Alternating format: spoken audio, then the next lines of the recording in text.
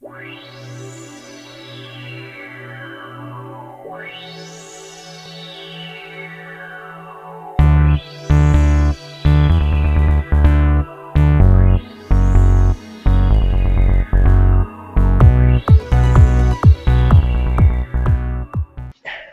can be hard to type because like you only know them through the through that parent-child relationship, and so like I think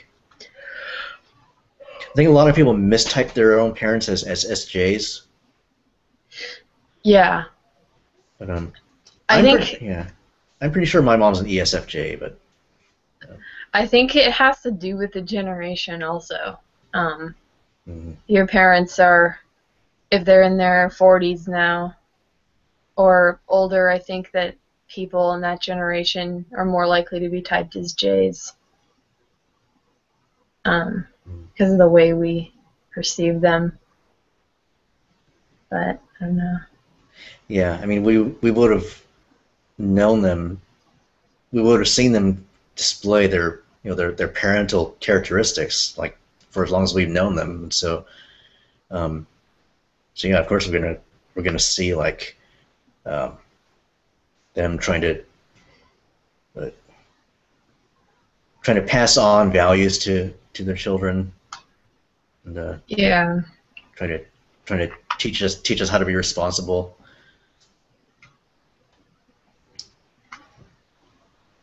Yeah.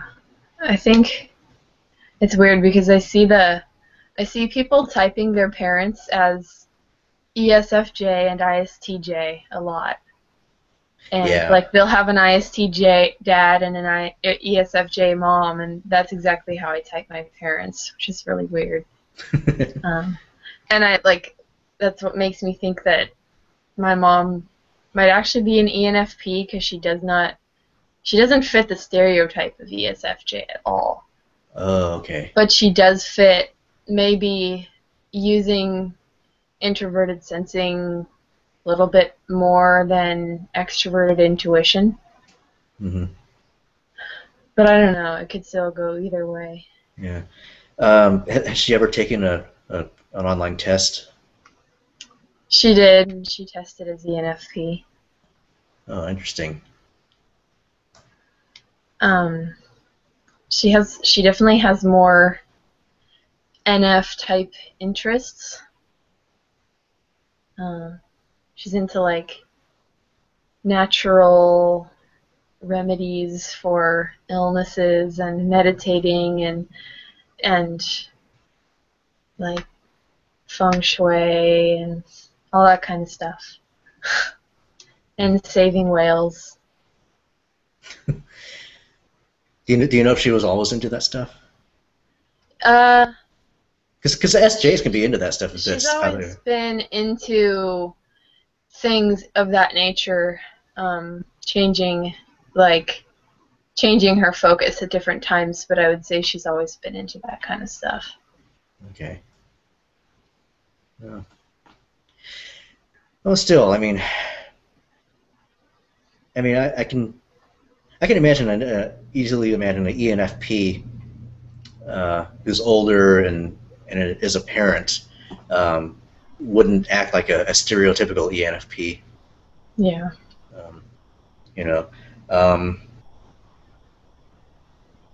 And probably wouldn't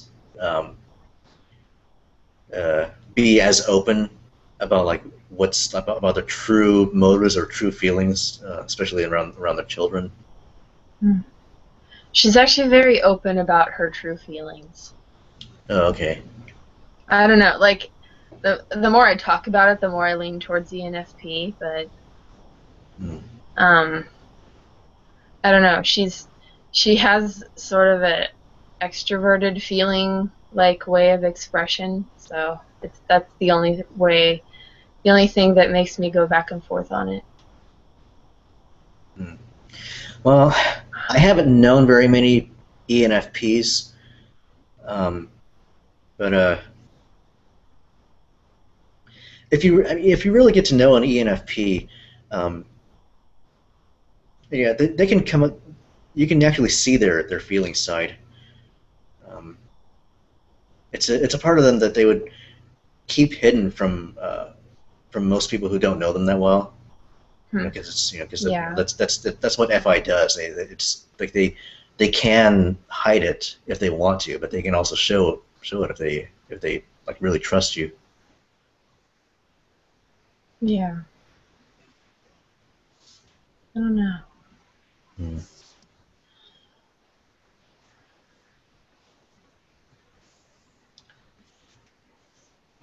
Okay. Um, yeah, I think um, I think I had a roommate in college that I suspect was an ENFP. Um, I thought he was an ENTP at first, and then I realized the only reason I thought so was just he was a math major, and that's not a stereotypical ENFP thing not really a feeler thing. Um, Yeah. but yeah, just looking back at like our interactions, like he was way more interested in discussing like um, uh, relationships, um, or just our interactions within like between us and our other roommates.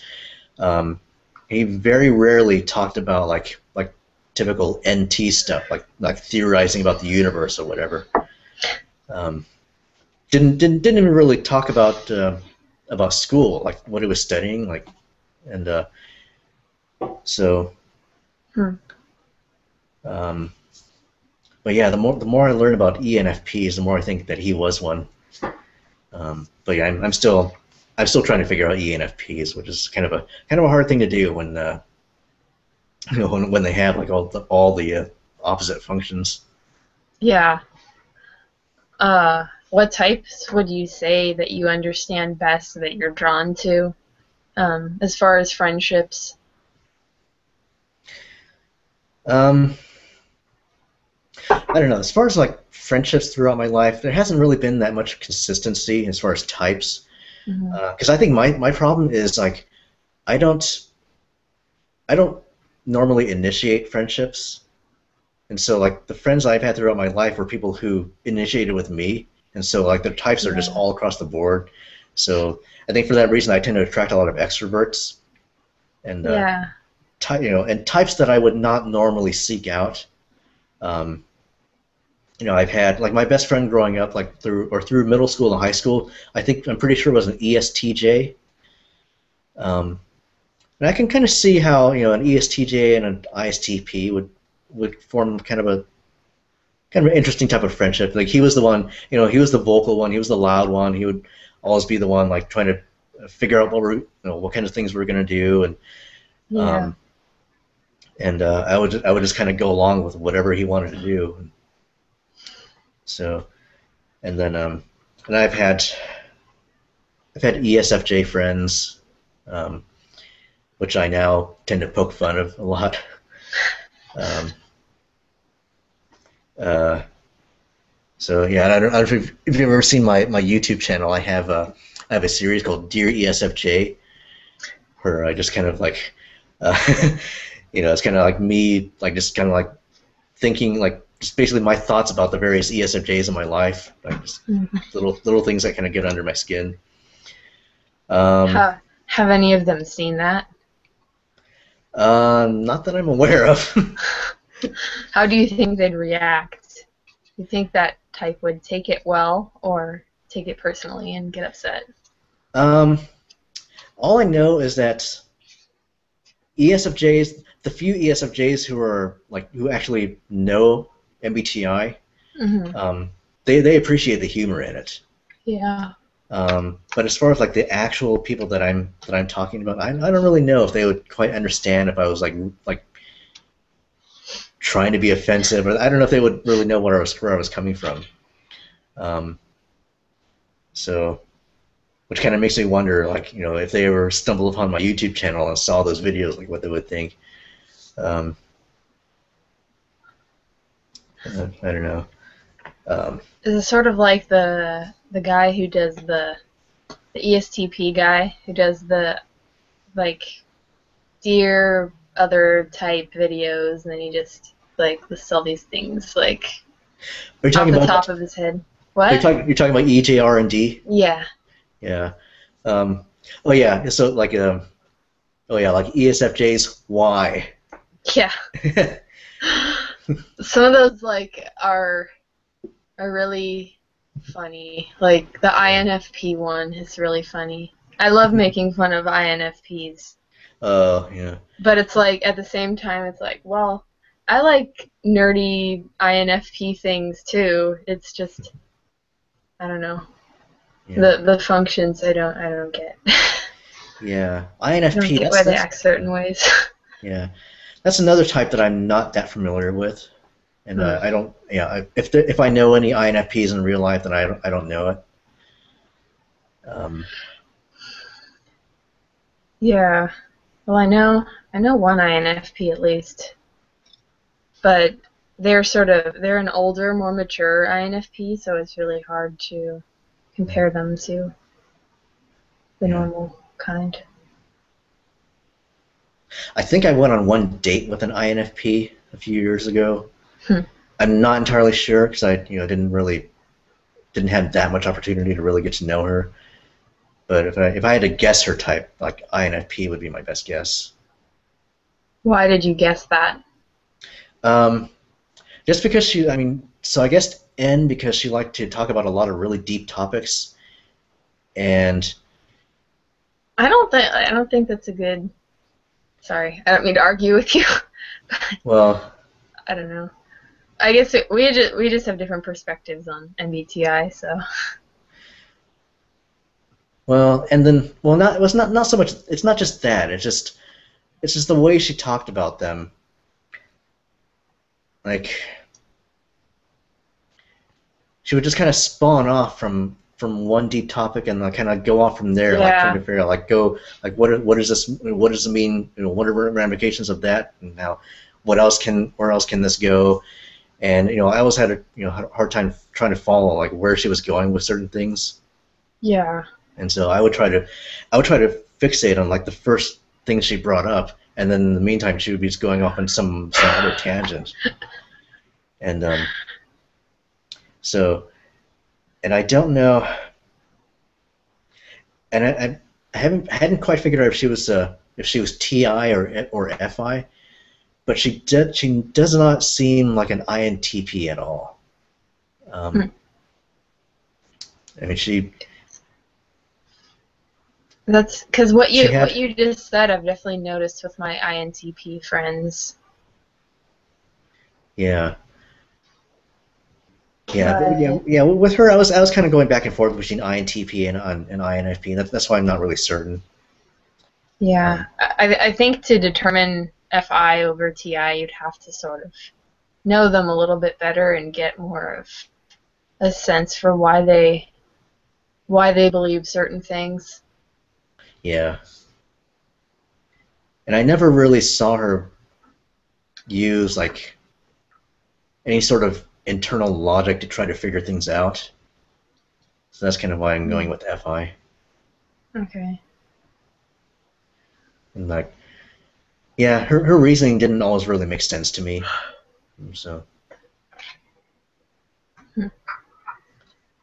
um, especially the reasons she gave me for not continuing to pursue a relationship, which I probably shouldn't get into right now, but um, yeah, didn't really see any logical connections to what she was telling me. But then it could have just been like she just wasn't choosing to be forthcoming. But, yeah, could have been anything.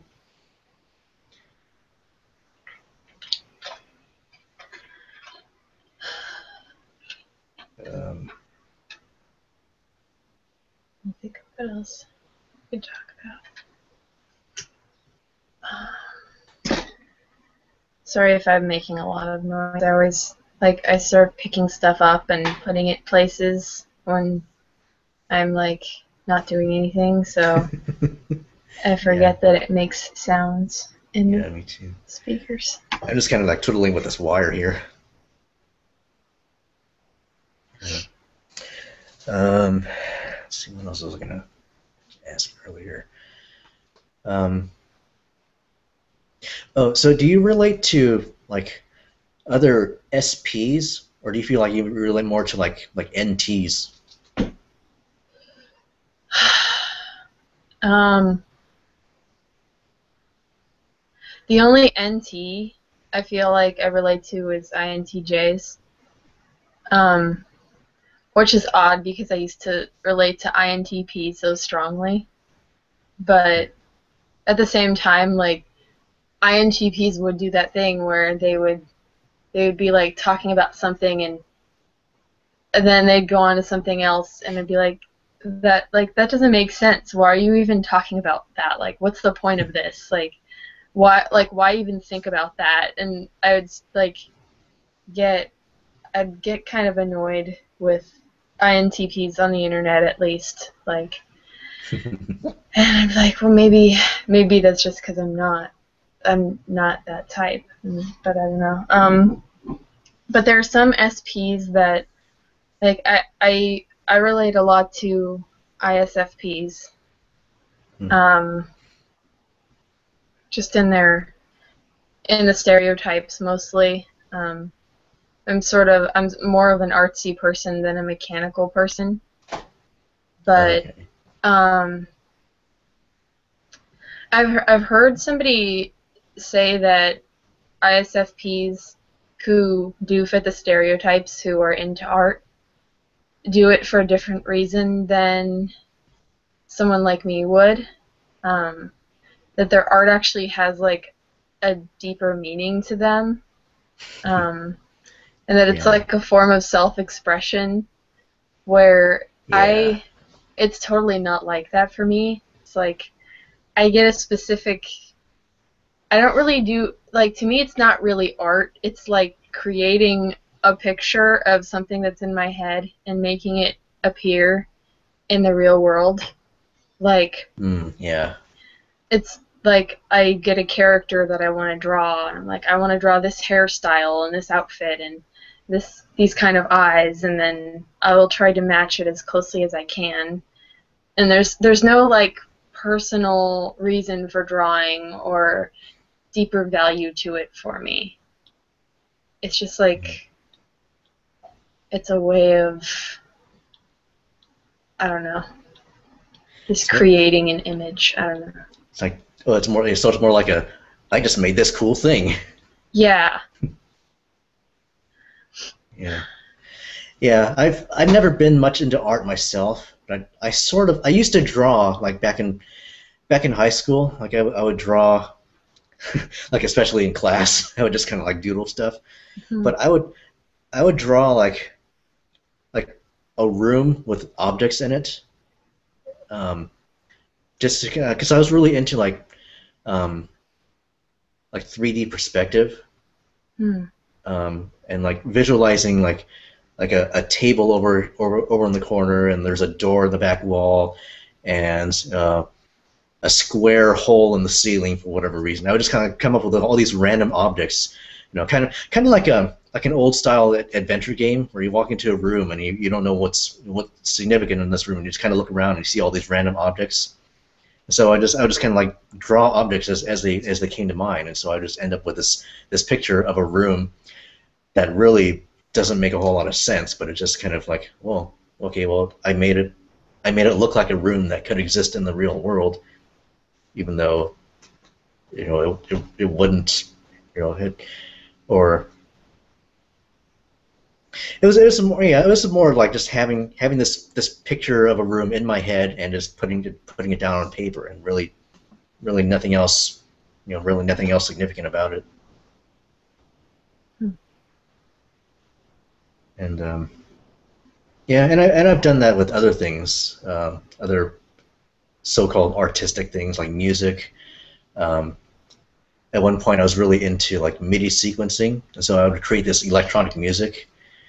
Um, and Yeah, just little things like that. I just kind of like I'm into it for a few years, and then I kind of lose interest or just move on to something else.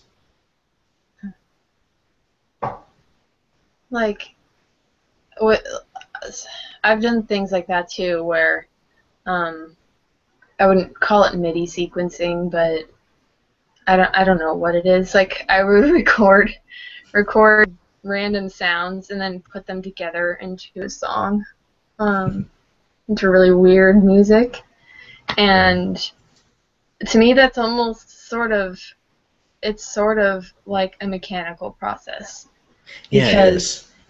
you're seeing these little parts of things and then figuring out what you can construct them into. Yeah. And that's sort of how drawing is for me. Like when I've played piano before, I wouldn't say I do that with piano playing. With piano playing, it's more like I I can't create music like from my head at all. I have no sense for it.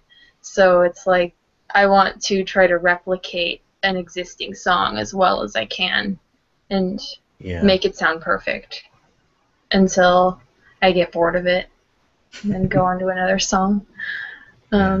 A lot of times I never reach my goal, but Yeah. yeah.